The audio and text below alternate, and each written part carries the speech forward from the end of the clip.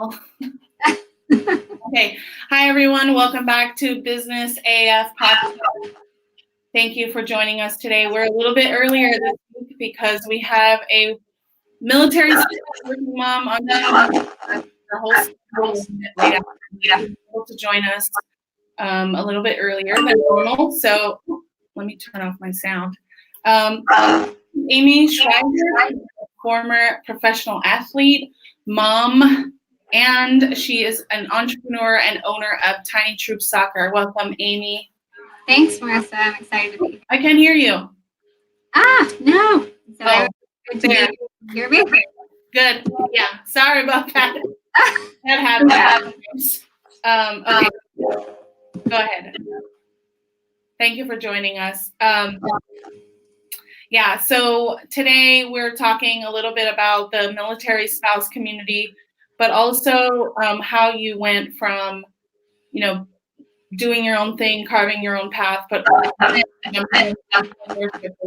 was kind of something that you didn't expect. So can you explain a little bit about how your journey of working professionally in sports and then how you transitioned into like owning a business? Sure. So in grad school, I was able to intern with the Philadelphia 76ers. That's a professional basketball team. So I got to do a lot of admin and marketing stuff there. So that was just awesome. I was going to school for sport management, so it tied right into there, getting my master's in that. And so then I went on to after grad school, I went back to my hometown in Illinois. I worked as the program director at the Boys and Girls Club, and then I was working at the community college as an instructor. Well, that came a little bit later. But while I was working at the Boys and Girls Club, I was working a job fair, and my table happened to be set next to the Marine Corps recruiting table. And lo and behold, there's my husband in his dress blues, of course, well, future husband, of course, in his dress blues. And so that started a relationship there that at that point, we went on our first date and I said, well, just so you know, I'm moving down to Jacksonville, Florida. I've already met with the Jaguars. I'm going to have a job with them.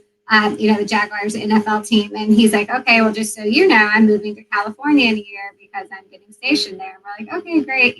And so no real plans to alter that at all. And then, throughout the year, things started getting a little bit more serious. And, coming up on that time frame, people are asking, oh, so what's going to go, what are you going to be doing? And I'm like, I don't know. I guess either I'll be breaking up with him and moving to Jacksonville or I'll be married and moving to California. So clearly I chose the married and California route. But I didn't realize what that marrying a serviceman, what that meant for my career.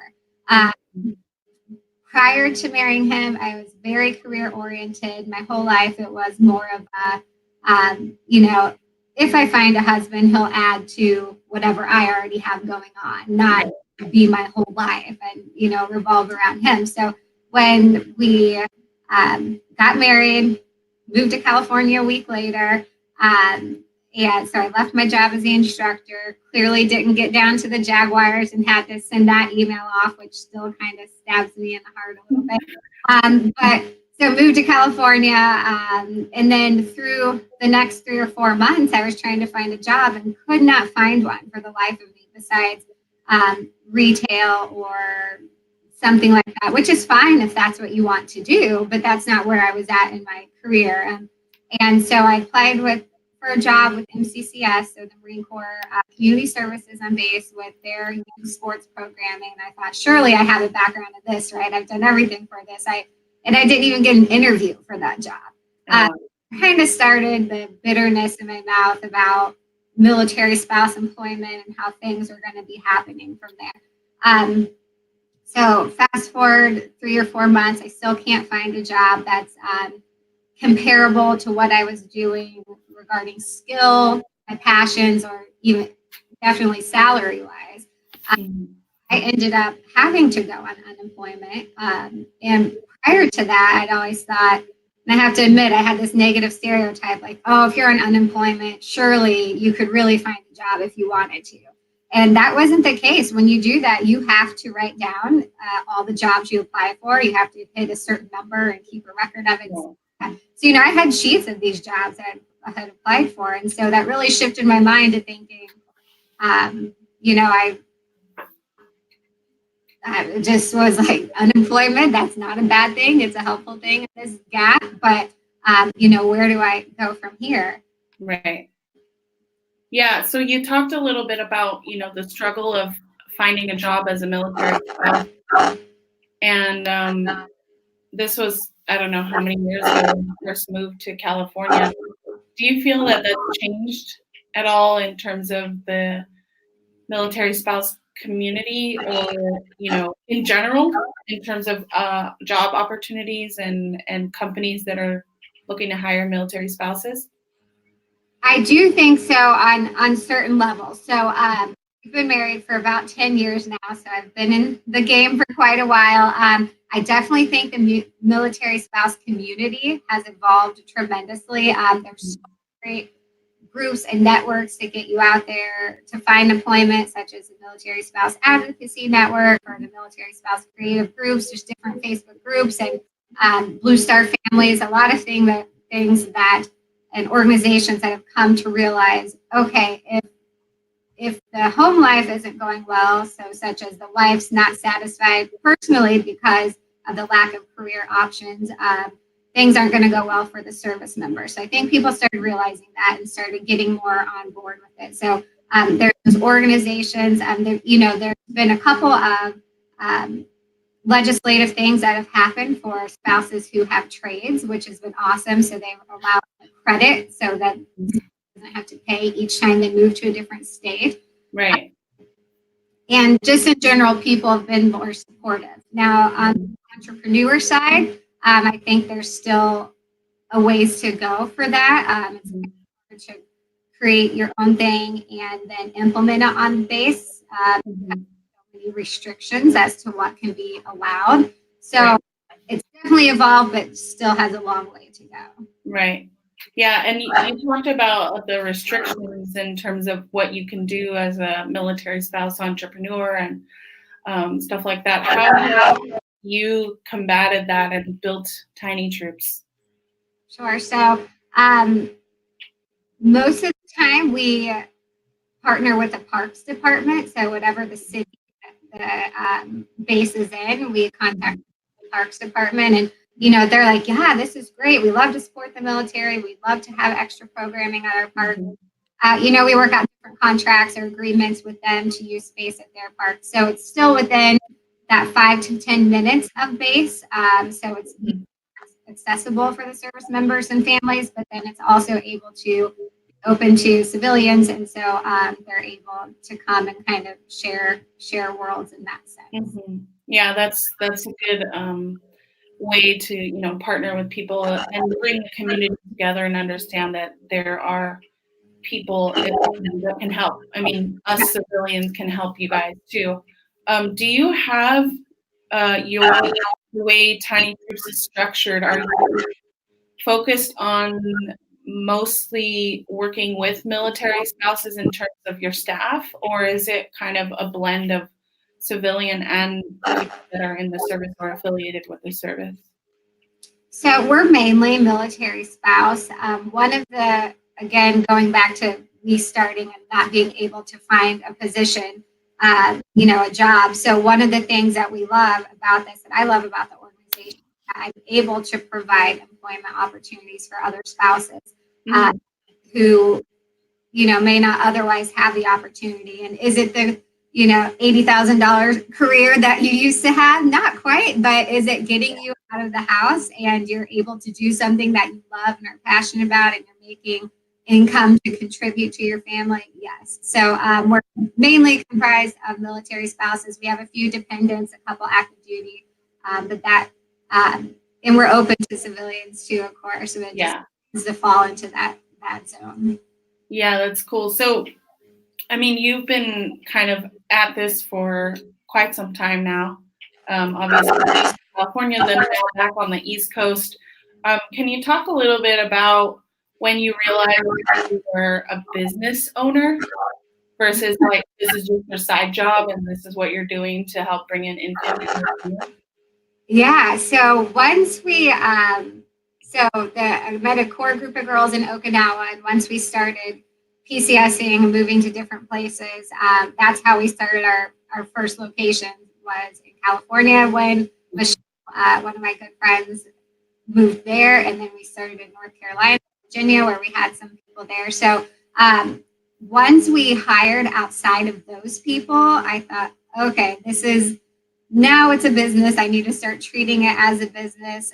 But it took a while to get to that realization that it was actually a business and I needed to start following in that manner. So there's a book I love. It's called Traction. It's by Jean, someone I can't recall, but that was recommended to me by one of my mentors. And so I read that book, went through it. I think my staff was so tired about hearing about that book at that point because I was going through all these processes, but it really laid the foundation to get started as a business and to start that way. Yeah. And so you're growing and constantly growing. How many locations do you currently have with your? So we have about 35 locations right now, near military bases across the country. So we are in 14 states currently.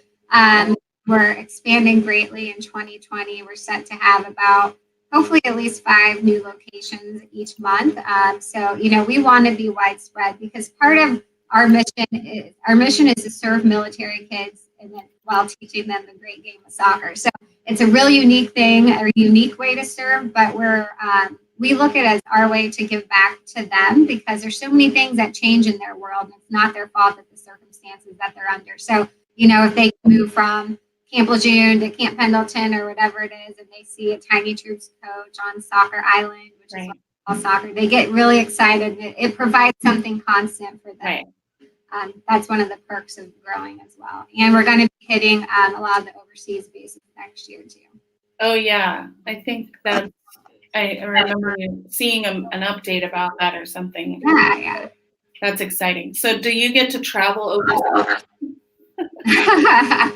So we're a small business, so the budget doesn't quite allow for that at this point, but I would love to. Yeah.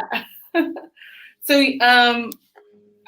I mean, you don't get to travel overseas, but what are you doing right now to outside of utilizing, your current community and putting your business out there online? What are you doing right now to help grow your business? I mean, what would be like key or advice that someone is, working on their side job and they want to then expand and scale in a business?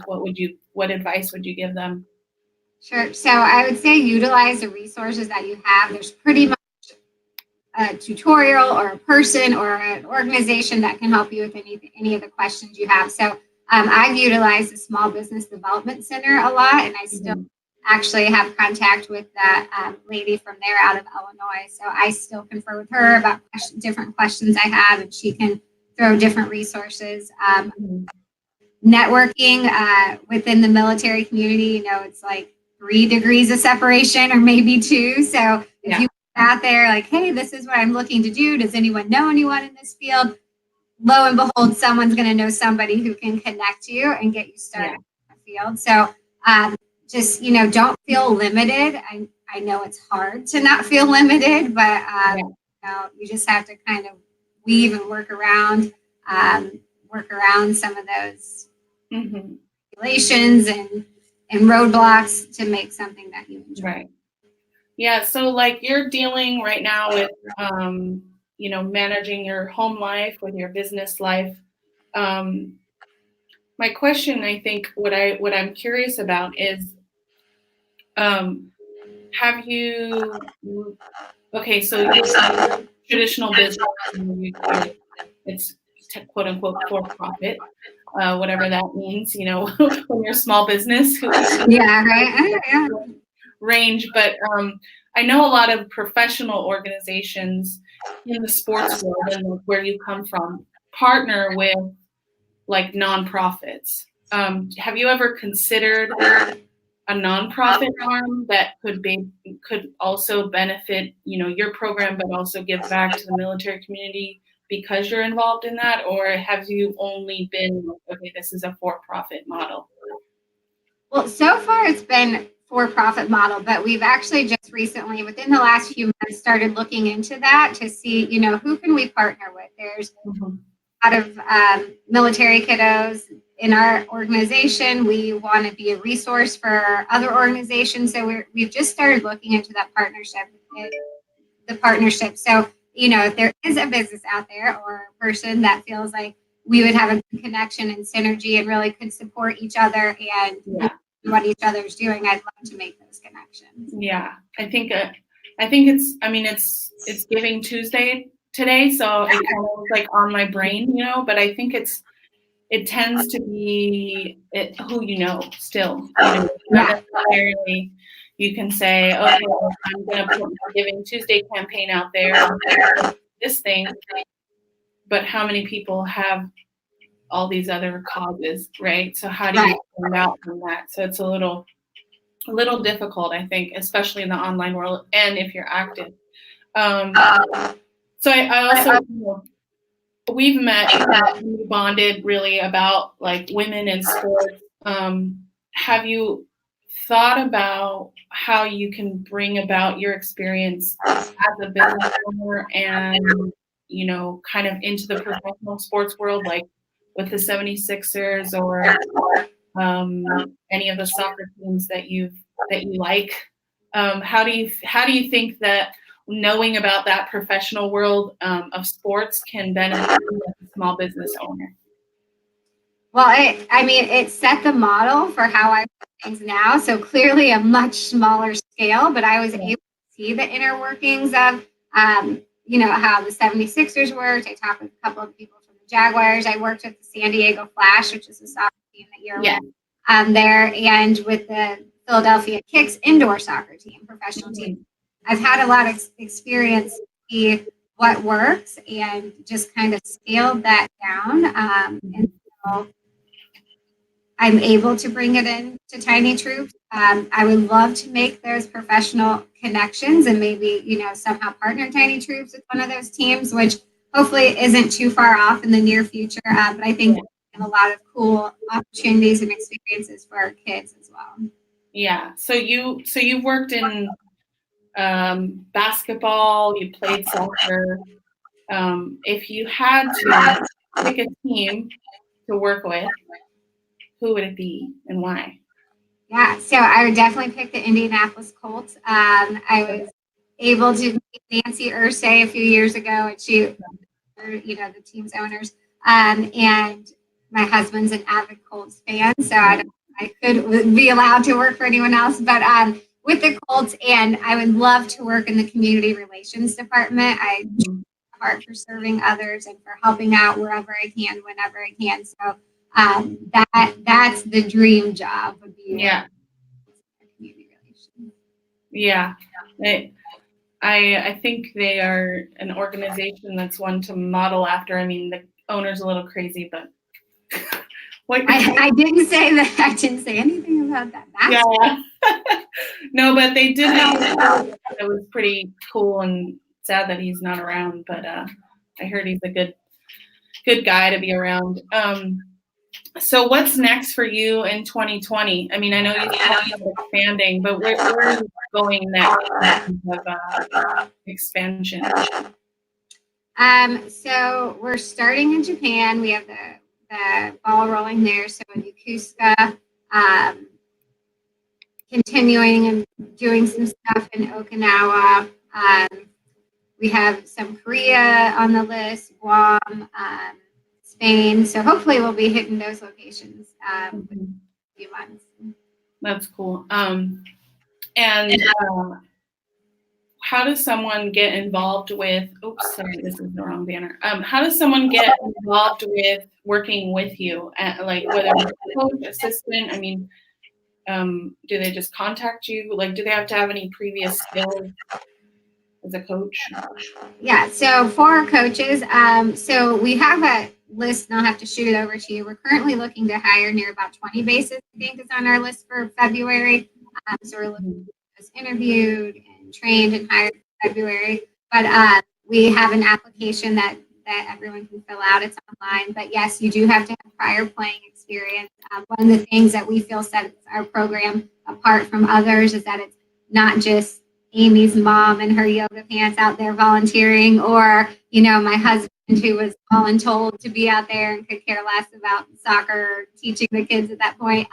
So we pride ourselves that we are soccer players, that, even though the kids aren't going, we're not teaching them to be David Beckham at this point in time. They're too young for that. But having that soccer background helps you understand what skills we are laying the foundation for. So you have to have soccer experience.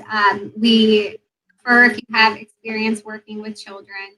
You must have a reliable schedule, of course. It can't be something where you work every third weekend or anything.